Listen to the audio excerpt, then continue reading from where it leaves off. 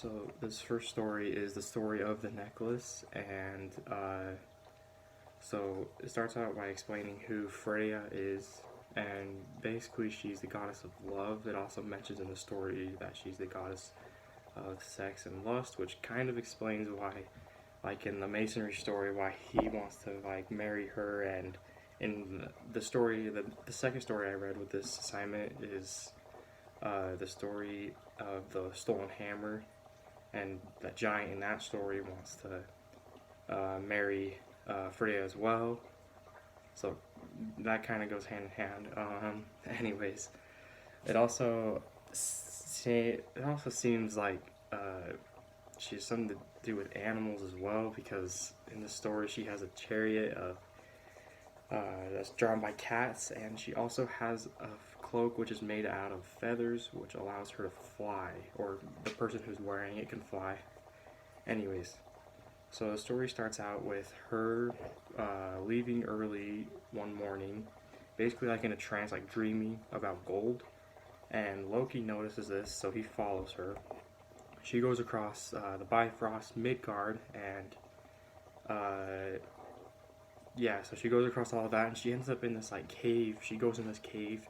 Loki's still following her, and she goes and meets these four dwarfs, and I don't remember the four dwarfs' names. I don't have the four dwarfs' names. Basically, though, they're making this necklace that she really wants it, and she tries offering them more gold and silver, and they don't want that. They want to each spend a night with her. So she does consent to that, and she spends 4 days and four nights with them. And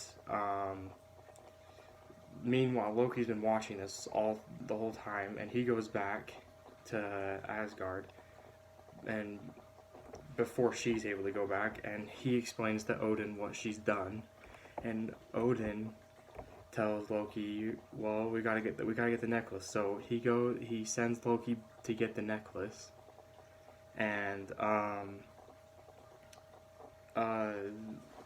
door, or let's see, hold on, I need to remember.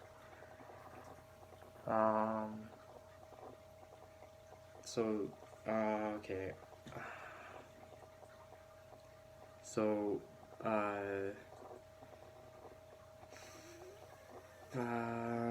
okay, I need to, hold on, I'm sorry, I need to pull this up a little bit. My brain just went blank, I lost it.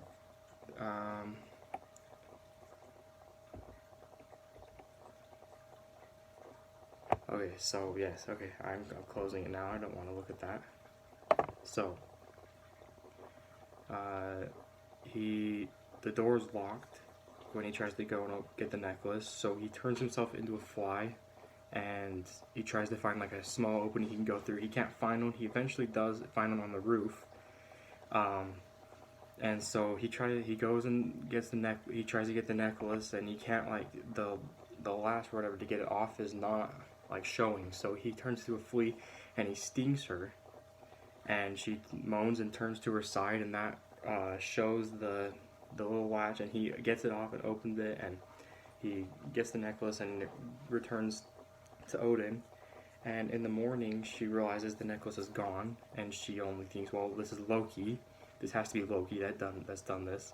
But then she also remembers, well, and she also thinks that, well, he wouldn't have done this only by the word of Odin. So she immediately just goes to Odin and is like, well, I want, like, what can I do to get this necklace back? And so Odin says,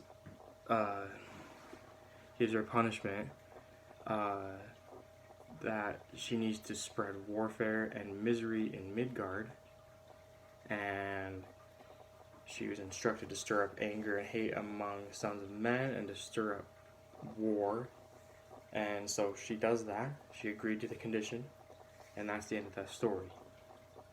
Sorry about the brain fart, but that happens.